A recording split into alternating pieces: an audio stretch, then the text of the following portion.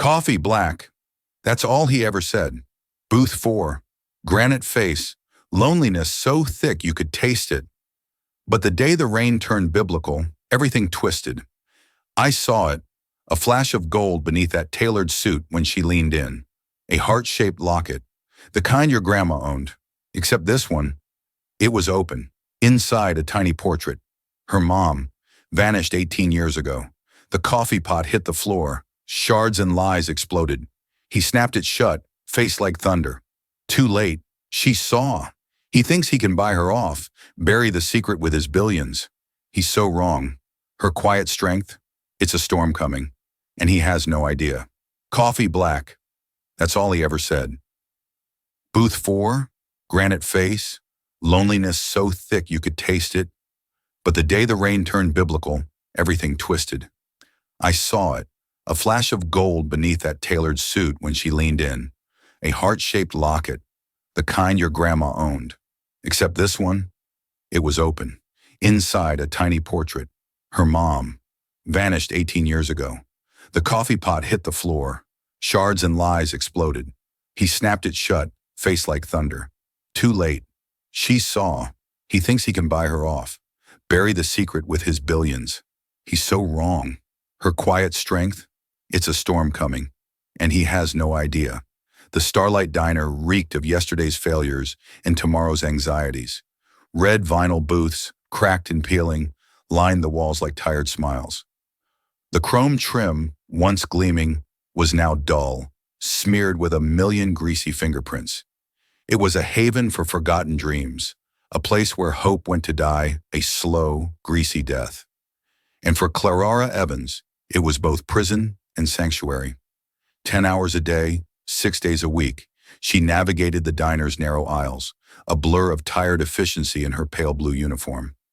An artist trapped in a waitress's apron, a scholar drowning in debt. Her tiny Brooklyn apartment wasn't furnished with chairs and tables, but with stacks of second-hand art history books and butcher paper covered in charcoal sketches. Remnants of dreams deferred. Every dollar was a battlefield. Rent, instant noodles, and the ever-looming shadow of community college tuition. 24 years old, but she felt a century older. The stolen lightness of youth, taken on the day her mother, Isabella, vanished. Clara was 6. Isabella had stepped out for a gallon of milk and simply disappeared, leaving behind a void that consumed everything. All Clara had left was a single dog-eared photograph tucked away in a shoebox under her bed. It showed Isabella, luminous smile flashing, eyes the color of a storm-tossed sea, leaning against a faded carousel horse, her dark hair dancing in a long-forgotten wind. That image was Clara's North Star, the painful, constant question mark that had defined her life. Her father, a good man crushed by grief, followed Isabella a few years later, succumbing to a heart attack, leaving Clara orphaned with nothing but the photo and a story that never quite made sense. "She loved you more than anything, Clara," he'd slur, his voice thick with whiskey and sorrow. The world, it was just too much for her. And then there was Booth 4. He was a fixture, 3 times a week for the past 2 months, always at 3 in the afternoon when the lunch rush subsided, and the diner settled into a weary calm. Older, late 40s maybe, with a face sculpted from granite and weathered by years of unseen storms. His suits, impeccably tailored in charcoal gray, were jarringly out of place amidst the diner's faded linoleum and sticky countertops. He sat alone, nursing a black coffee he barely touched, staring out the window at the ceaseless flow of traffic, his jaw clenched tight with unspoken tension. The other waitresses called him Mr. Blackwood, after the name on the platinum credit card he used. Clara simply called him Booth 4. He never made eye contact, never said more than coffee black, never smiled. He radiated an aura of immense power and profound, aching loneliness, a mystery she couldn't afford to solve. This Tuesday, the air crackled with impending rain. Lightning flashed, illuminating the diner in stark, momentary bursts. Booth 4 sat in his usual spot, a stoic silhouette against the gray, desolate world outside.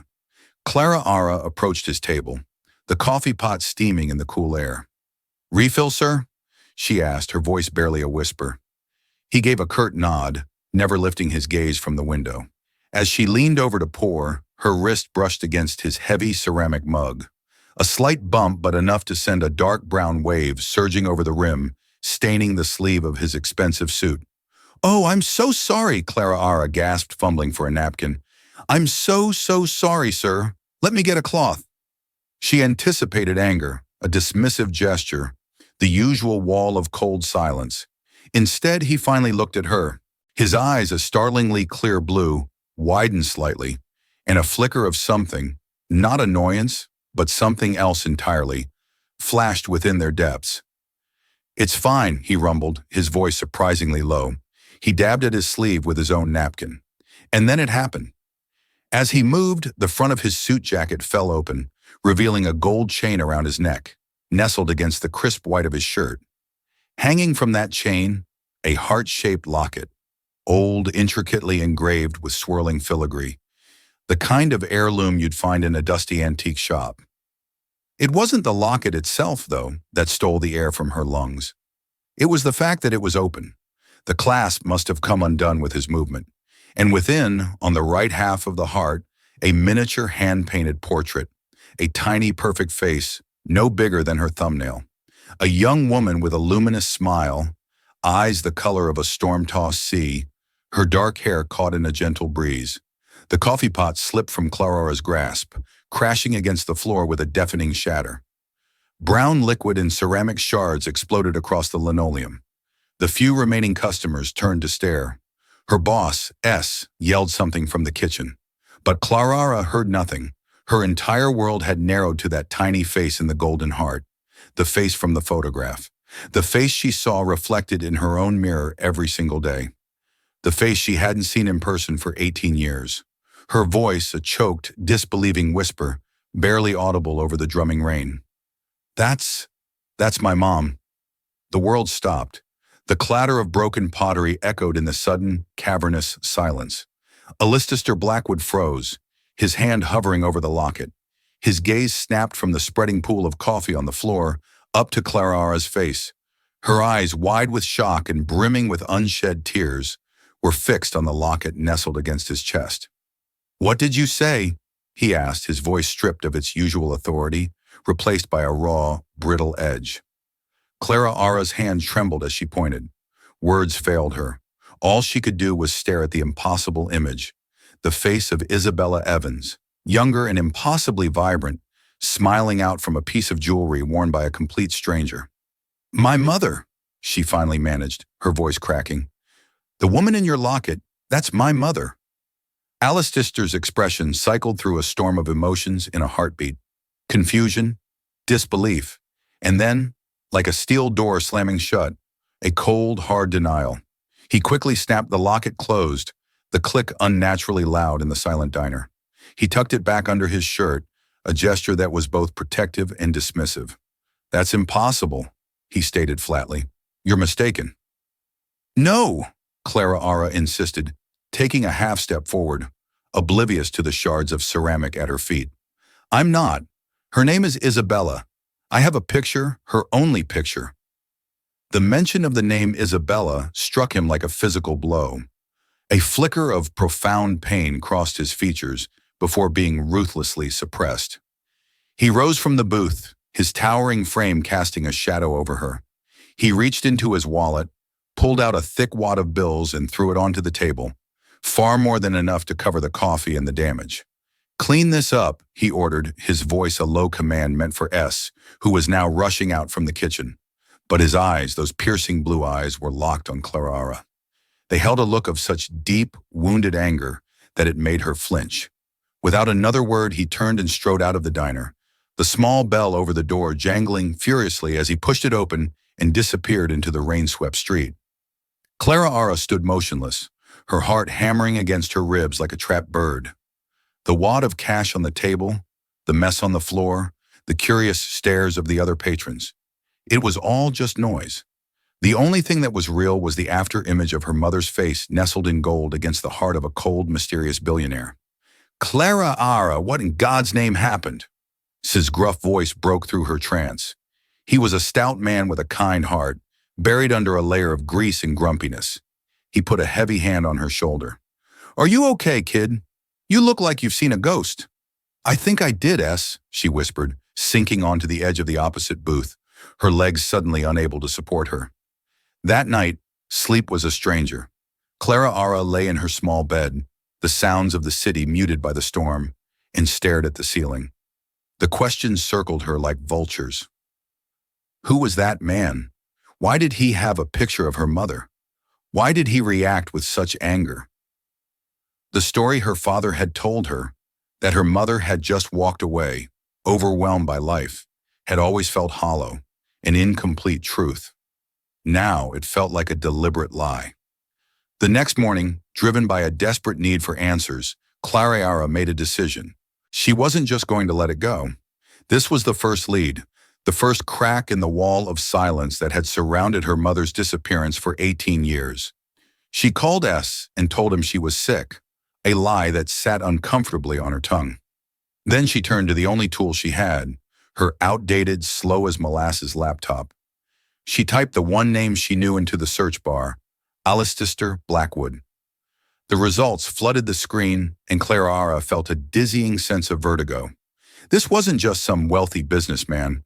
Alistair Blackwood was the CEO of Blackwood Holdings, a colossal real estate development firm that owned half of Manhattan's skyline. There were articles in Forbes, the Wall Street Journal, profiles of a ruthless, visionary tycoon who had inherited a family empire and multiplied its worth tenfold. He was described as intensely private, reclusive, and a widower. The articles mentioned his late wife, a socialite named Catherine, who had died in a boating accident 5 years ago. They had no children. There was no mention of a woman named Isabella, not a single word. Clara Ara scrolled through dozens of images. A Lister at charity galas. A Lister cutting ribbons on new skyscrapers. A Lister with politicians and celebrities.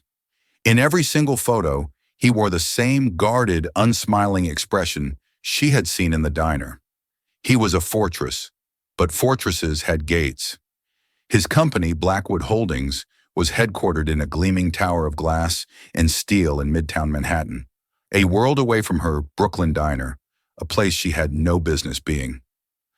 Clara Ara looked at the faded photograph of her mother that she had taken from its shoebox.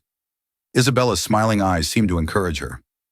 For 18 years, she had been a ghost, a question mark, a source of pain. Now she was a possibility, a mystery to be solved. Clara Ara put on her only decent blazer, a threadbare find from a thrift store, pulled her hair back into a severe bun, and slipped the photograph of her mother into her purse. She took a deep breath, her reflection in the cracked mirror looking back at her. A scared young woman with her mother's eyes that were, for the first time in a long time, filled not with sorrow, but with fire. She was going to the fortress, and she was going to get answers. The lobby of Blackwood Holdings was designed to intimidate. The floors were polished Italian marble that reflected the cold, recessed lighting from a ceiling 3 stories high. The air smelled of money and lemon-scented cleaner. A massive, abstract sculpture of twisted bronze dominated the center of the space, and the silence was broken only by the hushed clicks of expensive shoes and the whisper-quiet hum of the building's climate control. It wasn't just a building, it was a declaration of power. Clara Ara felt her cheap blazer shrink on her shoulders. She approached the front desk, a monolithic slab of black granite manned by a receptionist who looked more like a model, her expression a carefully curated blend of boredom and disdain. "Can I help you?" the receptionist asked, her voice as crisp and cool as the air around them. "Yes," Clara Ara said, trying to keep her own voice from trembling. "I'm here to see Mr. Alistair Blackwood." The receptionist didn't even bother to look at a computer screen. She simply raised a perfectly sculpted eyebrow. "Do you have an appointment?" "No, I don't, but it's a personal matter. It's extremely urgent." "Mr. Blackwood doesn't take unscheduled appointments. If you'd like, you can leave a message with his executive assistant." "No, you don't understand. I need to see him. If you could just tell him it's Clara Ara Evans from the Starlight Diner." A flicker of amusement crossed the receptionist's face before it was smoothed away. The idea was clearly ludicrous to her. A waitress from a diner demanding to see the king in his castle. "I'm sorry, that's not possible," she said, her tone final. She had already dismissed Clara, her eyes drifting to a blinking light on her console. Frustration and a surge of righteous anger burned in Clara's chest. She wouldn't be dismissed, not after coming this far. "Please," she insisted, her voice rising slightly, "just give him my name. I promise you he'll want to see me." Her raised voice attracted the attention of a security guard, a large man in a sharp suit with an earpiece, who began to move purposefully toward the desk. The situation was escalating, and Clara knew she was losing. Just then, a man in an impeccably tailored suit emerged from a corridor behind the desk. He was younger than Alistair, with sharp features and intelligent, assessing eyes. He exuded an air of quiet, ruthless competence. "Is there a problem here, Jessica?" he asked the receptionist, his voice smooth and controlled. "This woman is demanding to see Mr. Blackwood without an appointment," Jessica replied, her relief palpable. "Mr. Thorne," Jessica replied, her relief palpable. Mr. Thorne's gaze fell on Clara. He studied her for a moment, taking in the thrift store blazer, the determined set of her jaw, and the desperation in her eyes.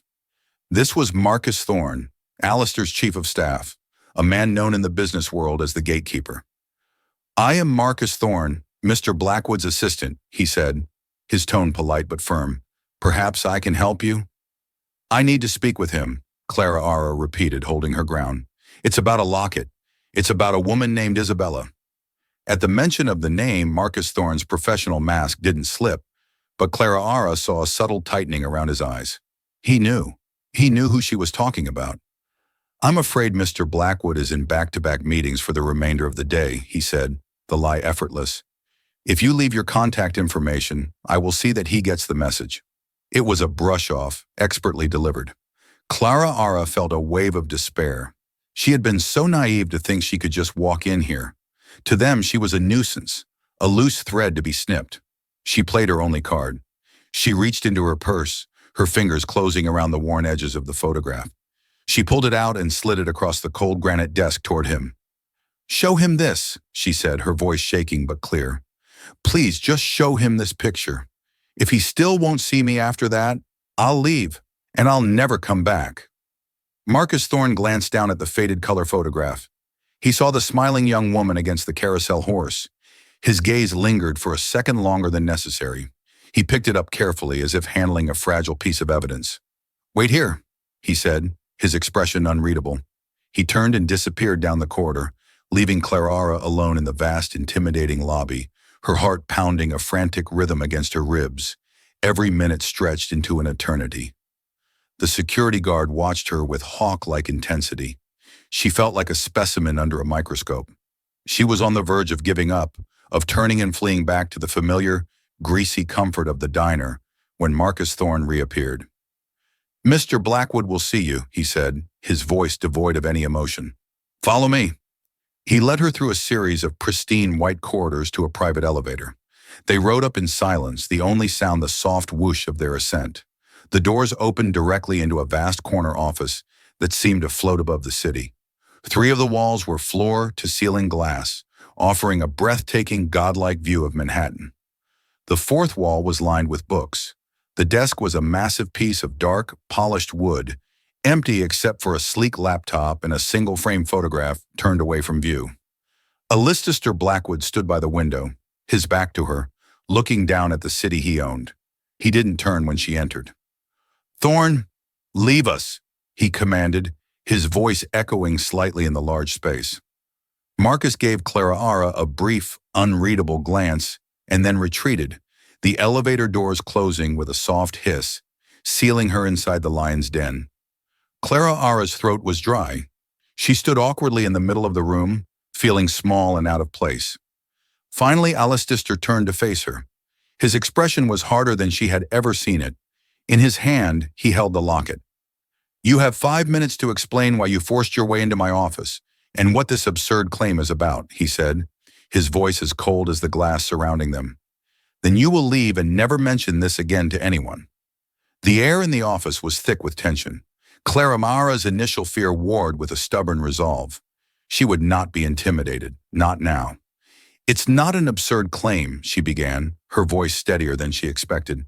"The woman in your locket is my mother, Isabella Evans. She disappeared 18 years ago when I was 6. I've spent my whole life wondering what happened to her. And then yesterday I saw her face around your neck. You have to tell me how you knew her."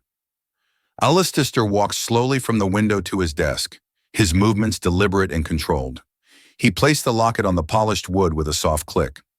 He didn't look at Clara, but at some distant point beyond the glass walls, a point deep in his own past. "Her name wasn't Evans," he said, his voice low and laced with an ancient pain. "It was Rossi, Isabella Rossi." Clara frowned. "No, that's not right. My name is Evans. My father—" "Your father?" Alistair interrupted, a bitter, humorous smile touching his lips for a second. "Let me tell you about Isabella Rossi." He finally met her gaze, and his blue eyes were like shards of ice. "I met her in college. She was studying literature. I was studying architecture. She wasn't like anyone I had ever known. The women in my world were polished. They were groomed for advantageous marriages. Isabella was real. She was brilliant, passionate, funny. She painted terrible watercolors and quoted poetry and believed she could change the world. She saw me not as a Blackwood heir, but just as Allie." He picked up the locket, his thumb stroking the engraved surface. "We were inseparable for 2 years. We were going to get married. I gave her this locket for our 2nd anniversary. This office, this entire empire, it meant nothing compared to her. My family, particularly my grandmother, disapproved. She was a scholarship student, the daughter of an Italian baker from Queens. To them, she was a gold digger, an unacceptable match." He paused, the silence in the room heavy with unspoken words. Clara stood rooted to the spot, her mind reeling. Her mother, a literature student, in love with a billionaire. This was a fairy tale, a life so completely alien to the fragmented stories her father had told her. "We didn't care," Alistair continued, his voice softer now, lost in the memory. "We made plans to run away, to go to Europe, where I could work for a small firm and she could write. We were going to leave all of this behind." He gestured vaguely at the opulent office. The city sprawled beneath them. "And then, one day, she was gone." His voice hardened again, the pain sharpening into a blade of anger. "No note, no phone call. Her dorm room was cleaned out. Her friends said she dropped out of school and left town. She just vanished. I spent months looking for her. I hired private investigators. It was like she had ceased to exist. The only conclusion I could come to was that she'd left me, that our love wasn't enough, that my family's money and power, the very things we were going to escape, had either scared her off or worse, that she had taken a payoff from my grandmother to disappear." He looked directly at Clara, his eyes searching her face, her features, looking for something he couldn't name. "That belief, it broke something in me. It made me who I am today. Cold, distrustful. I poured all of that anger, that betrayal into this company. I built it into an untouchable fortress so that no one could ever hurt me like that again." He fell silent. The story hung between them, a tragic, beautiful, and ugly thing. Clara's heart ached, not just for herself, but for the young man he had been, and for her mother. I don't understand," Clara stammered. "My father, Daniel Evans, he told me he met her when she was waitressing. He said she was lost, that she had no family. They fell in love, they had me, and then she left. He always said she was fragile, that the world was too much for her." "Evans," Alistair repeated the name, tasting it. "So that's what happened. She ran away and created a new life, a new name, a new family." The implication was clear. In his version of the story, her entire existence was proof of Isabella's ultimate betrayal. He saw Clara not as a daughter searching for her mother, but as the living embodiment of the lie that had ruined his life. Clara felt the floor drop out from beneath her. Could it be true? Could her mother have simply abandoned this man she supposedly loved, created a new life, and then abandoned, That one too? The thought was a poison seeping into the idealized image of the mother she had cherished for so long. But something was wrong. It didn't feel right. The woman Alistair described, passionate, brilliant, fearless, didn't sound like the fragile, broken person her father had described, and neither of them sounded like a woman who would abandon her 6-year-old child without a trace. No, Clara Ara said, shaking her head. That can't be the whole story. She wouldn't have left me. I know she wouldn't have. Alistair let out a short, harsh laugh. You believe that? Because you have to. I used to believe things about her, too. Your presence here is proof that I was a fool. He turned away from her, presenting his back once more in a clear act of dismissal. Now you have your answer. My story with Isabella Rossi ended 25 years ago. It has nothing to do with you. Thorne will see you out. He pressed a button on his desk intercom. But Clara Ara didn't move. A new fierce energy was surging through her. He had given her pieces of the puzzle, but they were sharp, and they didn't fit. Because you have to. I used to believe things about her, too. Your presence here is proof that I was a fool. He turned away from her, presenting his back once more in a clear act of dismissal.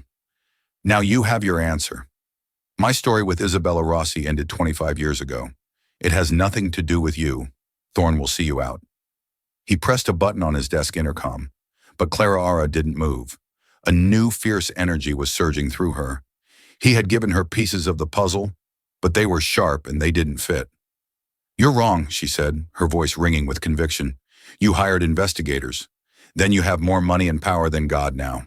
If you really loved her, if any part of you still cares about the truth, you'll help me find out what really happened. Because someone in this story is lying. Alistair turned slowly, a dangerous glint in his eye. But behind the anger, Clara Ara saw something else. A flicker of doubt, a crack in the fortress walls. Her words had hit a nerve, disturbing a wound that had never truly healed. The comfortable narrative of betrayal he had lived with for 25 years was now being challenged by the undeniable existence of her mother's daughter standing right in front of him. For a long moment, the only sound in the office was the whisper of the ventilation system. Alistair stared at Clara Ara, his face a mask of conflicting emotions. The rage was still there, a simmering furnace beneath the surface, but her defiant words had stoked something else, a sliver of the same desperate hope he had crushed within himself a quarter of a century ago. The past is dead, he said, but his voice lacked the finality he intended. Is it? Clara Ara challenged, taking another step forward. You wear her picture around your neck every single day.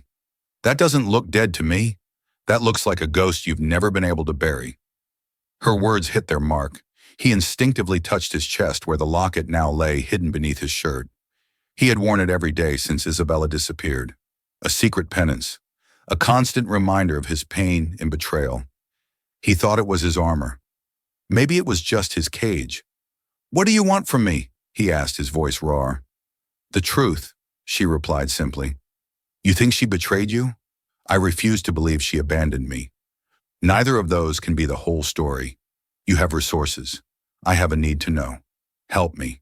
Alistair sank into his large leather chair, the fight suddenly draining out of him, replaced by a profound weariness. He looked at Clara Ara, at her determined jaw, her threadbare blazer, and most of all, at her eyes. They were Isabella's eyes. Looking at her was like looking at a ghost. Thorne, he said into the intercom, his voice heavy, cancel my afternoon. He released the button and looked at Clara. I will make one call.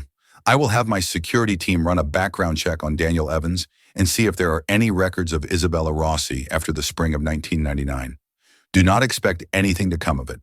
When it leads to a dead end, you will accept it and you will leave me in peace. Is that understood? Yes, Clara said, her heart leaping with a fragile hope. It wasn't much, but it was a start. Over the next 2 days, Clara lived in a state of suspended animation. She went to work at the diner, her body going through the motions of refilling coffee and wiping down tables. But her mind was miles away in that glass tower waiting. Not noticed her distraction, but didn't press, merely giving her shoulder a supportive squeeze when he walked by. On the 3rd day, her phone buzzed. The caller ID was blocked. Hello, it's Alistair Blackwood. Be at my office in an hour. The line went dead. Clara Ara's hands were shaking as she rode the elevator back up to the penthouse office.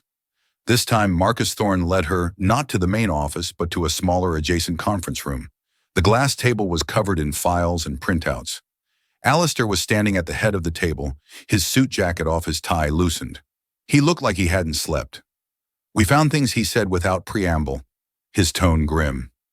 Daniel Evans, a construction worker, no criminal record, died of a massive coronary 12 years ago.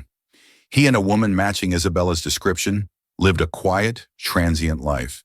They moved every couple of years, always renting, always paying in cash. See, Clara Ara said she was hiding. From me, perhaps, Alistair counted. But that's not the most interesting part. He pushed a bank statement across the table. This is from an account that belonged to my grandmother, Elena Blackwood. We accessed it through the family's archival estate records. He pointed to a line item dated April 12, 1899, around the time Isabella disappeared. It was a wire transfer for $250,000 to an untraceable shell corporation. That amount of money back then. It's a fortune. Alistair murmured more to himself than to Clara Ara. I always suspected she had a hand in it, but I could never prove it. She denied it to her dying day. Your grandmother paid her to leave, Clara Ara asked, her voice filled with disbelief. It was the scenario Alistair had feared, the one that painted her mother as a gold digger. It's what I forced myself to believe, Alistair said, his gaze distant. But Thorne kept digging. He nodded at Marcus, who stepped forward and placed another document on the table. It was a copy of a hospital admission form from a small private clinic in Connecticut, also dated from the spring of 1999. The patient's name was listed as Jane Doe, but the description matched Isabella. The reason for admission, exhaustion, and monitoring. The emergency contact listed was Elena Blackwood. She was at a clinic, Clara asked, confused. A discreet one, Marcus supplied. One known for helping wealthy families deal with delicate situations. We cross-referenced the dates.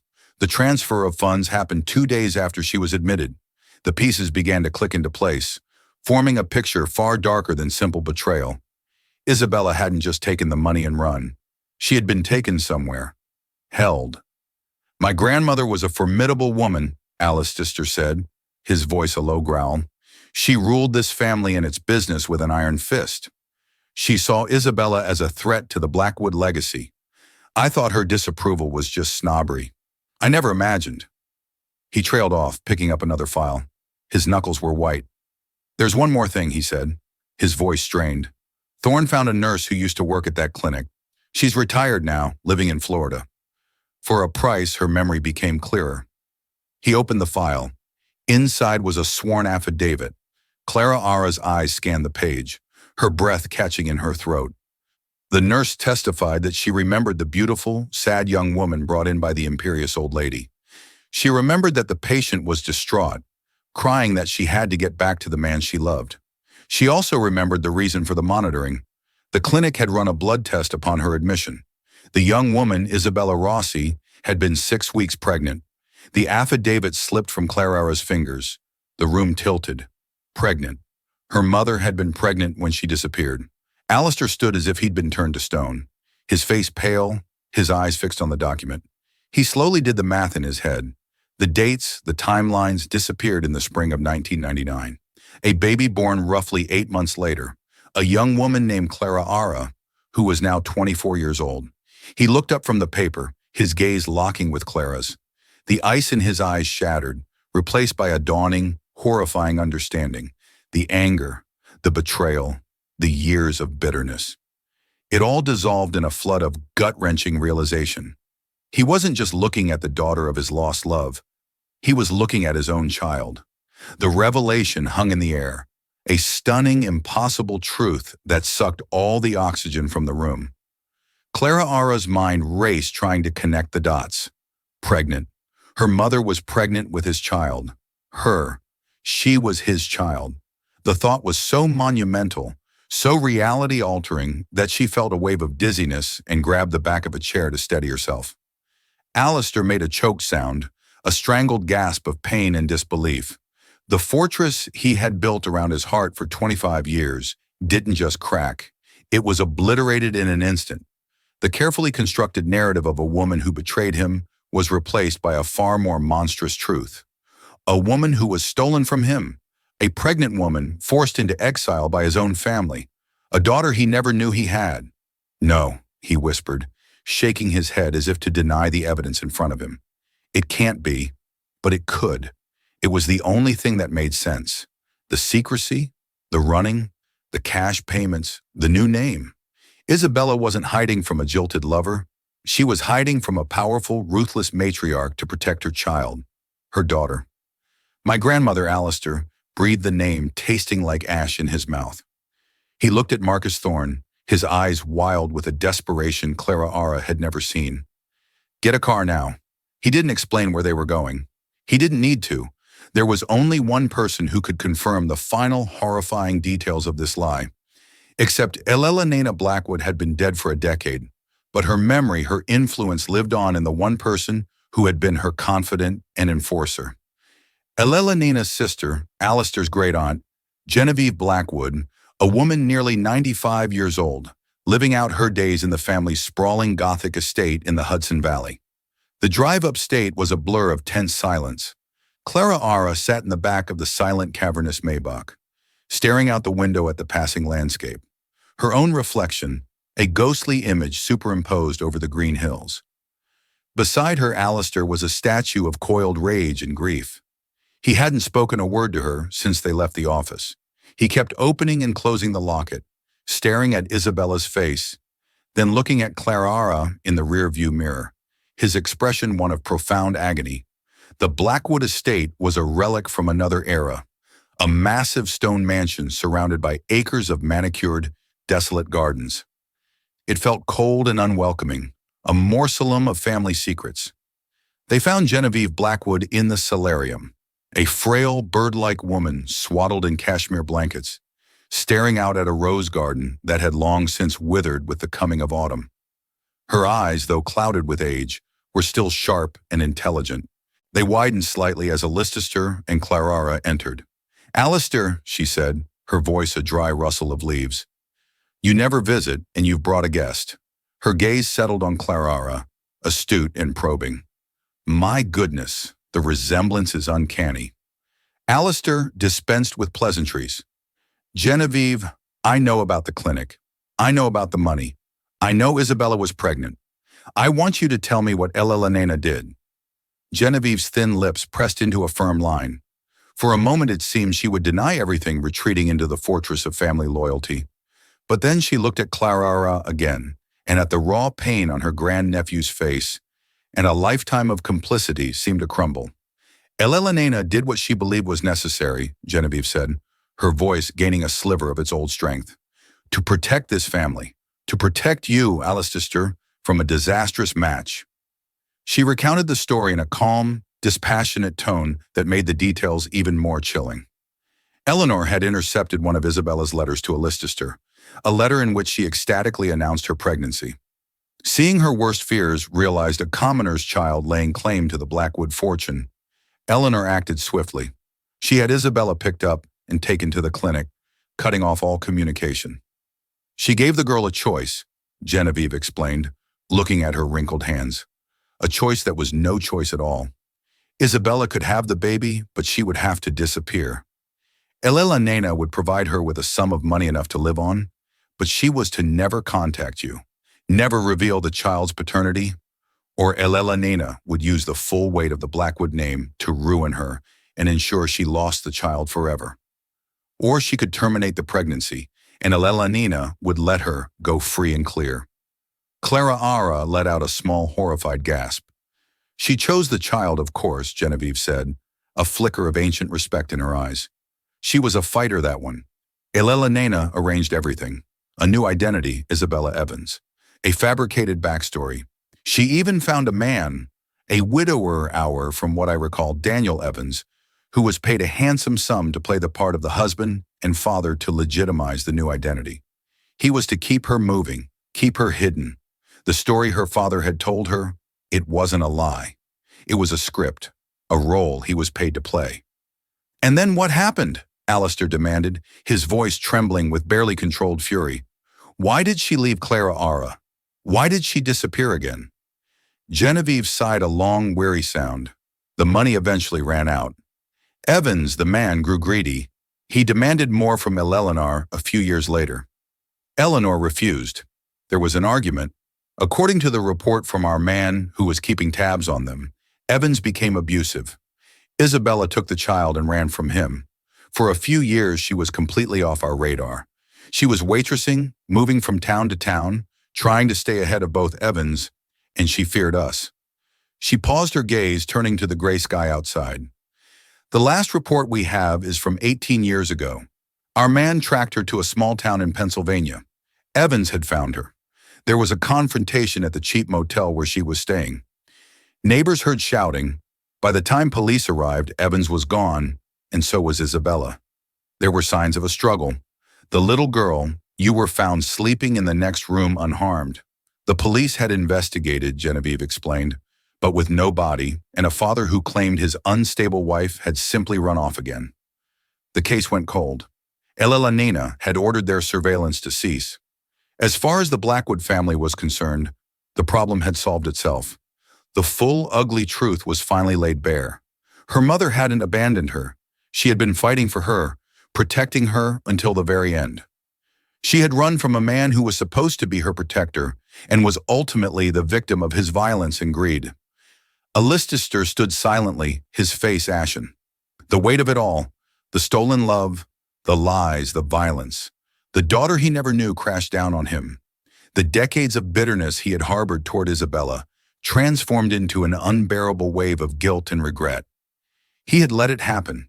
He had been so wrapped up in his own wounded pride that he had believed the lie let her go and left her to face the wolves alone. He turned to Clara, and his eyes, those piercing blue eyes that had once looked at her with such coldness, were now overflowing. The dam broke. A deep guttural sob tore from his throat. The titan of industry, the ruthless tycoon, crumpled. He sank to his knees on the antique Persian rug, his head in his hands, and broke down in great, heaving, racking sobs. Tears of a love lost. Tears for a life destroyed. And tears for the daughter who had been standing in front of him all along. A living testament to a truth he had refused to see. The sound of Alistair Blackwood's weeping filled the cavernous solarium. It was a raw, primal sound of a lifetime of grief, guilt, and loss erupting all at once. Clara stood frozen, watching the man who was her father. A concept so new and fragile it felt like it could break, completely fall apart. Her own tears streamed silently down her face. Tears for the mother she now understood, for the father she never knew, and for the stolen years that lay between them like a barren wasteland. Genevieve watched for a moment, then with a quiet dignity, wheeled her chair out of the room, leaving them alone with the wreckage of their family's past. Slowly, hesitantly, Clara moved toward him. She knelt on the floor in front of him, her thrift store jeans brushing against the fine wool of his trousers. She didn't know what to do, what to say. How do you comfort a man who is both a stranger and your father? She reached out a trembling hand and placed it on his shaking shoulder. At her touch, he looked up. His face was ravaged by sorrow, his eyes red and swollen. Through his tears, he looked at her, truly looked at her for the first time. He saw Isabella's smile in the curve of her lips, her strength in the set of her jaw, her soul in her stormy eyes. "I'm sorry," he choked out, the words ripped from his soul. "Clara, I am so sorry. I should have looked harder. I should have fought for her. I believed the worst and I let her go." "You didn't know," Clara whispered, her own voice thick with emotion. "She hid it to protect me, to protect both of us. She was so strong." He reached out and took her hand, his grip surprisingly tight, as if he were afraid she too would vanish. They stayed like that for a long time. Two strangers bound by a tragic secret, kneeling on the floor of a cold mansion, finding a strange, painful solace in their shared grief. The weeks that followed were a surreal adjustment. Alistair insisted Clara move out of her cramped apartment and into a suite of rooms in his cavernous Fifth Avenue penthouse. It was a difficult transition. Clara felt like an imposter, surrounded by art she had only ever seen in textbooks, and a quiet, sterile luxury that felt nothing like home. The Starlight Diner, with its familiar smells and sounds, seemed a world away. They talked tentatively at first, then for hours on end. Alistair told her stories of her mother as a young woman, her fierce intelligence, her infectious laugh, her dreams of being a writer. Clara Ara, in turn, told him about her quiet, lonely childhood, her love for art, and the constant nagging ache of her mother's absence. They were filling in the 18-year-old ghost that had haunted both of their lives. Alistair threw the full weight of his resources into finding out what truly happened to Isabella. His investigators reopened the cold case, tracking down the long-retired police officers, re-entering neighbors from the motel. They finally tracked down Daniel Evans, living under an assumed name in a rundown town in Nevada. He was old and sick, and when confronted with irrefutable evidence, he confessed. The argument hadn't just been about money. He'd wanted to sell Clara Ara's story, the secret love child of a Blackwood, to the tabloids. Isabella had refused. The fight had escalated. He'd struck her, and she had fallen, hitting her head. In a panic, he had buried her body in the woods and fled, taking what little money she had. The confession brought a grim closure. A proper burial was finally arranged for Isabella Rossi in a beautiful, quiet cemetery overlooking the Hudson River. Her headstone was simple, engraved with a line from a poem she loved, "And death shall have no dominion." At the funeral, it was just the two of them. Alistair, his face etched with a sorrow that would likely never leave him, and Clara standing beside him. As the final handful of earth was thrown, Alistair turned to her. "She gave up everything for you," he said, his voice quiet. "Her love, her future, her life. She did it so you could be safe, so you could live." Clara nodded, wiping a tear from her cheek. I know their relationship was not a fairy tale. There was no magical moment where everything felt normal. There was awkwardness and silences, and the ever-present shadow of their shared tragedy. Alistair was clumsy in his attempts to be a father, offering to buy her anything she wanted when all she really wanted was time. Clara struggled to see him as dad instead of the intimidating billionaire from the diner, but they were trying. One evening, Alistair came into the large empty room she was using as a makeshift art studio. He watched her sketch for a while, then cleared his throat. "I've been thinking," he said, "my foundation has a significant arts and education endowment.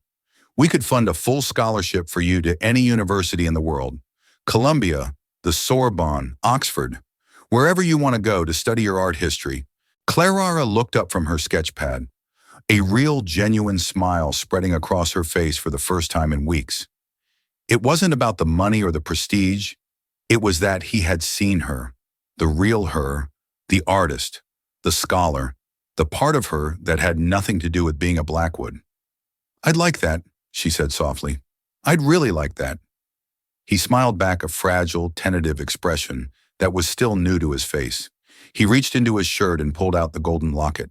He unclasped the chain and held it out to her. "I think," he said, his voice thick with emotion, "this belongs to you now." Clara took the locket, its metal warm from his skin. She opened it and looked at her mother's beautiful smiling face.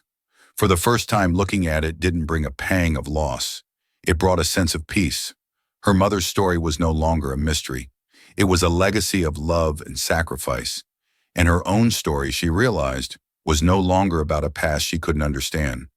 It was about a future she was finally free to create with a father by her side.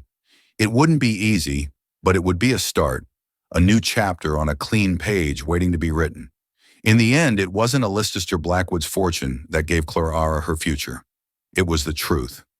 The story of Clara and Alistair is a powerful reminder that family isn't just about blood. It's about the connections we fight for and the effort we make to heal wounds, no matter how deep. They can never get back the 18 years they lost, but they can build a future on the foundation of their mother's incredible love.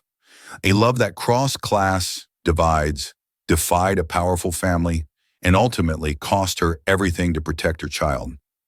Their journey is just beginning, a quiet, tentative path toward becoming a family. If this story of heartbreak, secrets, and the incredible power of a daughter's search for truth touched your heart, Please let us know. Smash that like button and share this video with someone who appreciates a story that feels like real life.